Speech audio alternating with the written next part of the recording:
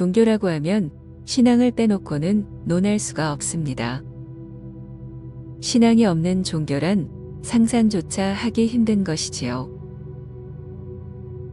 그렇다면 신앙이란 도대체 무엇일까요? 신앙을 정의하자면 우러러 믿는 마음입니다. 그런데 도대체 무엇을 믿는다는 걸까요?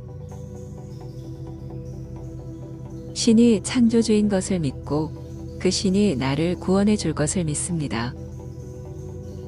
구원까지는 아니어도 적어도 나에게 여러 가지 복을 내려준다는 사실만은 반드시 믿어야 하지요. 그래서 종교의 신앙이란 결국 나를 잘되게 해줄 것을 믿는 마음이 됩니다. 그러면 우리는 여기에 대해 한 가지 의문을 갖게 됩니다. 그 신이 구세주인 것을 누가 어떤 방식으로 증명할 수 있느냐는 점입니다. 그리고 불가능한 일이지만 구세주인 것이 증명된다고 해도 그 신이 무슨 이유로 나를 구원해 준다는 것인지에 대한 명확한 이해관계도 따라주어야 합니다. 이렇게 이치적으로 따지게 되면 믿음의 근거에 대해 터럭만큼의 이해도 구할 수 없습니다.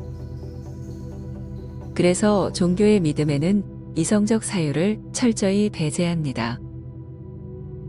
묻지도 따지지도 말고 그냥 믿어야만 종교의 믿음이 성립하는 것이지요. 지구상의 모든 종교는 그래서 맹신이 됩니다. 맹신이 되는 순간 인간의 이성은 마비되고 영역이 급속도로 떨어집니다. 그래서 죽으면 기대했던 천국이나 극락은 고사하고 귀신과 같은 쾌락기만 면해도 다행인 것이지요. 그런데 유독 불교만은 예외입니다. 불교는 신앙이 아닌 깨달아 붓다가 되는 반야의 종교이니까요. 부처님을 신앙하는 것이 아니라 부처님과 똑같은 의식의 경지에 이르려는 가르침인 것입니다. 그래서 신앙이란 것은 구조적으로 불교에 개입될 수 없습니다. 신앙이 껴드는 순간 그건 불교가 아니라 힌두교 혹은 기독교처럼 돼버리고 맙니다. 그럼에도 왜 불제자들은 신앙의 유혹을 떨쳐버릴 수 없는 걸까요? 그건 붓다가 될 자신이 없기 때문입니다. 깨달아 붓다가 될 수 없으니까 차선책으로 선택한 것이 부처님께 잘 보여서 극락왕생하려는 것입니다. 예수 믿어 천국 가려는 심리와 같은 것이지요. 이런 심각한 병폐를 막기 위해 세존이 던진 화두가 바로 무아입니다. 나라고 할 것이 없다는 말은 마음에 실체가 없다는 얘기입니다. 마음이 있으면 나라고 할 것이 있겠지요.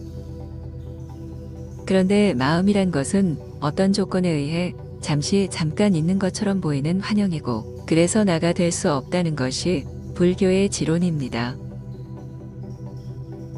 오늘날 현대 뇌과학에서 줄기차게 주장하는 바와 일치합니다. 사실 현재까지 드러난 과학적 실험만 봐도 뇌를 건드려서 마음을 얼마든지 조작할 수 있습니다. 폭력적인 성향과 집착하는 심리를 넣고 뺄 수 있기에 성인이나 해탈한 초인을 만드는 것도 가능해집니다. 향후 몇십 년만 더 발달하면 마음에 실체가 없다는 사실이 더욱 명백하게 굳어질 것입니다. 결국 마음에 실체가 없으면 무아가 되고 세존의 말씀은 여실히 증명됩니다. 그런데 마음에 실체가 없는데 왜 마음을 비우려고 혈안이 되는 걸까요? 그런 것 자체가 무아에 위배되는데도 말입니다. 수행자들이 마음을 비우는 이유는 자기 존재를 최고로 만들려는 아상의 몸부림 때문입니다. 이들은 마음이란 그릇에 탐진치가 잔뜩 들어있는 것으로 상상합니다. 그래서 탐진치를 없애는 것이 마음을 비워 존재 가치가 한껏 올라가는 행위라고 믿습니다. 그런데 탐진치가 있든 없든 그런 것이 중요한 게 아닙니다. 탐진치가 좀 있으면 무슨 문제라도 된답니까? 생물들은 그 태생부터 생존을 위해 탐진치가 따라붙게 됩니다. 수십억 년 전에 최초의 생명이 탄생할 때부터 쭉 그래왔습니다. 탐진치 자체는 자연스런 생명 현상이고 그것이 지나쳐서 사회 질서를 훼손할 때에 문제가 되는 것이지요. 다시 말해 탐진치를 적당히 제어하는 선에서 멈춰야지 그것을 뿌리째 뽑아 없앨 이유가 없는 것입니다. 그럼에도 탐진치를 없애 마음을 비우고 깨달음에 이른다는 등식을 만들어내는 것은 오늘날 불교의 서글픈 현실입니다. 사실 모든 것은 쓰기 나름입니다. 탐을, 진리를 탐하는 데에 진을, 진리를 모르는 무명에 대한 분노로, 치를, 나 자신의 아상을 점검하는 수단으로 각각 쓴다면 그 가치는 무궁합니다.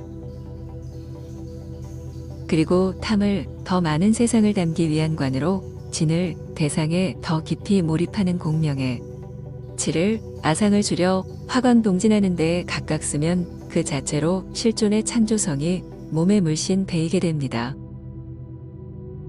이처럼 탐진치를 한편으로는 진리를 각성하는 동력으로 쓰고 다른 한편으로는 창조적인 삶을 살아가는 수단으로 삼는다면 이보다 더 좋은 수행은 없게 됩니다.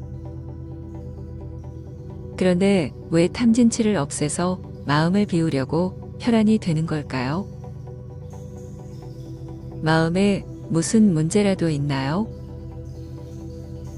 마음이 도대체 무엇으로 구성되고 그것이 어떻게 존재하기에 그토록 마음을 못살게 구는 걸까요? 마음을 타깃으로 놓으니 부처님께 모든 것을 바치라는 해괴한 말까지 나오는 것입니다. 신앙이 그래서 등장하는 것이고요. 이런 병폐 때문에 세조는 무아를 기치로 꺼내든 것입니다. 무아가 되는 순간 마음은 병립될 수 없고 남는 것은 오로지 생각뿐입니다. 사실 수십조 개의 단세포들이 내는 목소리가 종합된 것이 생각이고 이런 생각이 저장된 기억 체계가 마음입니다. 그러니 마음이라고 꼭 집어 말할 바가 없고 그래서 모든 초점은 생각에 모이게 됩니다. 데카르트가 강조했던 생각하는 존재를 수행의 초석으로 삼게 되는 이유입니다. 결국 생각을 최고도로 완성한 것이 전지이고 그것이 깨달음이 됩니다. 그리고 생각을 완성하기 위한 동력이 탐진치이고요. 기발유를 넣어야 자동차가 움직이듯 탐진치를 부지런히 떼야 생각이 돌아가게 됩니다. 그 생각이 권욕과 물욕, 색욕으로만 흐르지 않고 진리 탐구 쪽으로도 끌어와 부지런히 쓰면 되는 것이지요. 이러니 번뇌즉 볼이라는 말이 나오는 것입니다. 거듭 말하지만 불교는 마음 비우기가 아니라 생각 완성하기입니다. 전 세계의 모든 종교들이 예외 없이 마음 비우기를 추구하지만 유독 불교만 생각 완성을 지향하고 그래서 반야의 종교이고 무상정등각이 가능하게 되는 이유입니다. 당신은 아직도 마음을 비우기 위해 무던히 애쓰고 계시나요? 그럴 시간에 당신의 생각을 완성해 보는 건 어떠신가요?